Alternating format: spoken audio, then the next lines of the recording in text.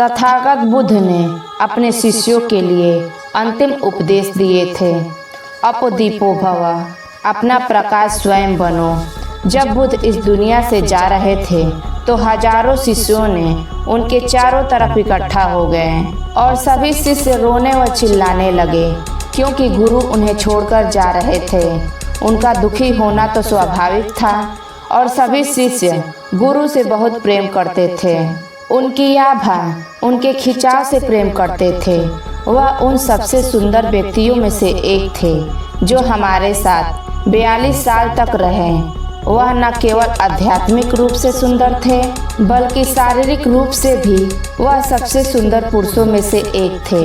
बुद्ध का बैठना, बुद्ध का चलना, बुद्ध का सोना, उनकी हर बातें, उनकी मुस्कान, सब कुछ अपने आप में बहुत ही अद्भुत और आकर्षण था। बुद्ध को देखना ऐसा था जैसे मानो किसी ताजा खिले कमल के पुष्प को देखना। पूर्ण रूप से निर्छल, शांत और स्थिरता की मूर्ति। और वह सभी शिष्य बुद्ध से अथाह प्रेम करते थे। सभी शिष्यों ने उस एक इंसान के लिए सब कुछ त्याग दिया था, लेकिन अब वही इंसान उन्हें छोड़कर जा रहा था तो वह सब रोने लगे। उनके रोने को, उनके आंसुओं को, उनके दुख को कोई भी समझ सकता था। लेकिन बुद्ध ने कहा, चुप हो जाओ, यह रोना धोना बंद करो। और तुम सब रो क्यों रहे हो? इसे क्या फर्क पड़ता है कि मैं इस दुनिया में रहूं या ना रहूं? मैं तुम्हारा प्रकाश नहीं था। तुम्हें अपना प्रकाश स्वयं बनना होगा। मैं तुम्हें बता देता हूं कि जिस घटना को आज तुम सब एक श्राप समझकर रो रहे हो, वही तुम सबके लिए एक वरदान सिद्ध होगी। क्योंकि मैं चला जाऊंगा तो तुम खुद को खोजने का प्रयास करोगे। जब तक मैं यहाँ था तो तुम्हारी खुद से ज्यादा मुझ में दिलचस्पी थी। हालांकि मैं लगातार तुमसे कहता रहा कि खुद के भीतर जाओ, खुद को जानो, लेकिन तुम मुझ पर ही ध्यान केंद्रित करते रहे। अब मैं जब यहाँ ना रहूँगा तो तुम खुद के भीतर जाने के लिए बाध्य हो जाओगे। और ठीक ऐसा ही हुआ।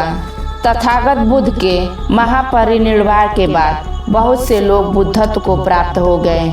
और जब उनसे पूछा गया कि बुद्ध की मृत्यु के बाद इतने सारे लोग बुद्ध क्यों हो गए, तो उन्होंने कहा, अब हम समझ पा रहे हैं कि बुद्ध ने ऐसा क्यों कहा था कि जिस मृत्यु को तुम अभी श्राप समझ रहे हो, वह तुम सबके लिए वरदान सिद्ध होगी। क्योंकि एक बार आपने बुद्ध को देखा और वह चले गए तो फिर बाहर देखने लायक कुछ भी नहीं। इसलिए हमने अपनी आंखें बंद कर ली। हमने बुद्ध के रूप में वह सब देख लिया जो सबसे अधिक देखने योग्य था। हमने इस संसार के सबसे सुंदर व्यक्ति को देखा है। और अब क्या देखा जा सकता है?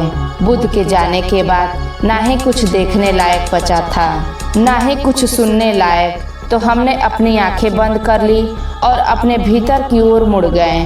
क्योंकि अब बुद्ध बाहर नहीं थे तो पहली बार हमने उनकी आवाज़ अपने भीतर सुनी।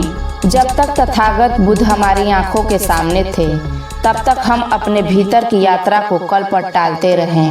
लेकिन जब वह चले गए तो हमें मजबूरी में अपने भीतर उतरना पड़ा। शायद तथागत बुद्ध का इस दुनिया से जाना ही उनका आखिरी और सबसे बड़ा उपदेश था। दोस्तों, यह कहानी आपको कैसी लगी कमेंट में ज़रूर बताएं।